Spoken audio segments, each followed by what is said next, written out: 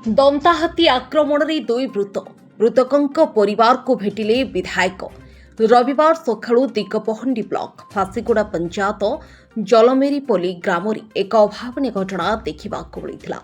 पदर जमीरू परिवा तोलुवा समय एक जंगलिया दंताहातीर आक्रमणर शिकार हुई महिला समेत जड़े वृद्धों मृत्यु होता जमापड़ी।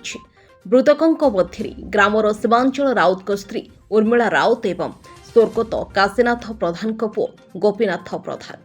खबर अनुसार रविवार सकाळ पाखापाखि 6:30 घंटा समय सीमांचल एवं तांको स्त्री उर्मिला मिसी नदी पार्श्वर थिबा पदर को कोबी तोलिबाकू जाइथिले। से समय तोटारे रहितबा दंताहातीटी एमानक निकटको माड़ी आसुथबा देखि उभय प्राण विकल दौड़ी लागिले। किछि दूर जिबा परे उर्मिला पड़ी जाइथिले, जो द्वारा स्वामी सीमांचल स्त्री उर्मिला को कांधरे उठाई नेबा समय हाथीटी उर्मिला को सुंढरे टेकी तले कचाड़ी देथिला। सेपरी गोपीनाथ एवं स्त्री लक्ष्मी प्रधान निकटस्थ बिलरी पानी मोड़ाउथबा बेले दंताहाती को देखि स्वामी स्त्री प्राण विकल धाउथबा समय गोपीनाथ तले पड़िजिबारु हाथीटी तांको मुंडको दଳି देथिला। खबर पाई स्थानीय लोकों रुंड हेबा परे हाथीटी जंगल मुहा होई जाइथिला।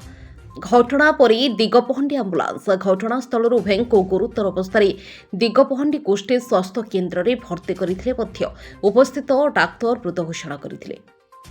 एहापरे दिगपहंडी पुलिस मेडिकल में पहुंची मृतदेह द्वय जबत करी अपमृत्यु मामला अनुसार शव व्यवच्छेद निमंते ब्रह्मपुर पठाइथिले। अपराह्न उभय मृतदेह ग्राम में पहुंचवा परे ग्राम में शोकाकुल परिवेश सृष्टि होगा सह आत्मीयों क्रंदन में गांदाण्ड फाटी पड़ा। एने दिगपहंडी विधायक डॉक्टर सिद्धांत महापात्र, स्थानीय तहसीलदार संतोष कुमार साहू एवं पुलिस प्रशासन, स्थानीय सरपंच प्रतिनिधि शिवराम प्रधान और पूर्वतन सरपंच दिलीप कुमार सेठी उपस्थित ग्राम में पहुंची मृतकों परिवार को भेटी सांत्वना देथिले। एने मृतकों परिवार को सरकारी सहायता जोगाई देबा पई प्रतिश्रुति देथिले। अपरपक्षे खबर पाई गजपति जिला चंद्रगिरी वनांचल रेंजर रूपक कुमार प्रधान सदल बले घटनास्थल में पहुंची स्थिति अनुध्यान कर फेरिछंती। गोटे दुखद घटना आज घटी जाइए आम पंचायत बहुत दुखित, कारण जिते मुझे 6टार भवानीपाटना थी मतलब फोन आसला मो सांगे सांगे विधायक सर फोन कली। बहुत बहुत धन्यवाद आम पंचायत तरफ से सी आसी एत दुखद घटना होते सांगे सांगे पहुँचती। तापर मुझे फरेस्ट सार फोन कली, से भी अति शीघ्र स्टेप नहीं। एत बड़ दुखद घटना आमर एपटे हाथी अंचल आवाज अच्छी जो दिगपहंडी अंचल बहुत सब हाथी हाथी कहते कि आज आम प्रत्यक्ष देखिपारे आम गाँव 2 जन आत्मा माने मर्माहत हिसाब मरीगले। दुख लगुच हाथी आवाज थिला सार जोड़े कहले हाथी आवाज अच्छी आम अंचल में, किंतु ए टाइप घटना केवे घटी नाथिला। बहुत दुखद घटना। तेणु आम फरेस्ट डिपार्टमेंट और डीएफ को विधायक तरफ आम अनुरोध करुँ ये अंचल जो हाथीर प्रभाव चलती किसी बंद कले बहुत खुशी हूँ।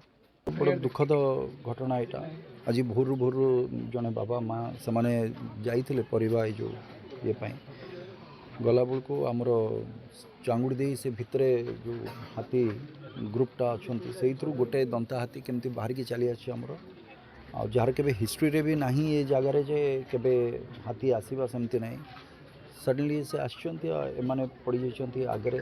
तो से 2 जनकर जीवन जाइए, गोटे परिवार जड़े बाबा जाइए आ गोटे परिवार जड़े माँ जाइए आ 2टी जाक स्वामी स्त्री 2 जन जाक से परिवा कियारी रे 2 जन जाक थे से जगार।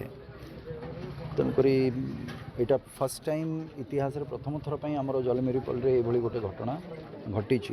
तो आज डिपार्टमेंट फॉरेस्ट डिपार्टमेंट तरफ ताकू संज्ञान भी आम नहीं सब जिनस।